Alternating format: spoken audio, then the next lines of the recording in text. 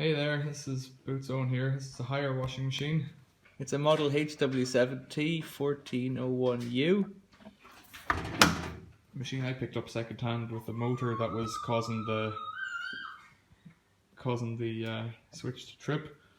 So I fixed the brushes in it, and that was all it was. It was just brushes getting stuck. Just want to have a look inside. It's a kind of a low-end model, really, I suppose. Haier, not a famous brand. But it seems like it doesn't get much use, but it works okay, this one. It's got good noise insulation in it, sound dampening. Both sides and under the top. It's got a plastic tub, but it's a bolt together one, so you could do the bearings in this one, which is kind of good, I guess. I've been able to service the motor, so that's something positive. There's a spider living inside.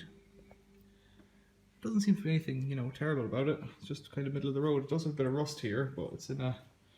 I wouldn't say it's a damp environment, but it's not the driest place for it to be. It's a cold only fill.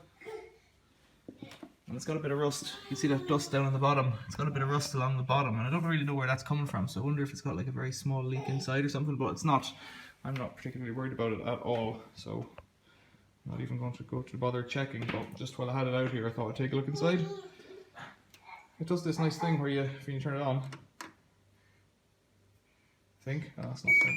There you go, bit of noise. Makes other noises when you're pressing on and stuff like that. And that's it, gone to sleep. Alright, nothing much to see really in this video, I gotta say. Thanks for watching, see you later.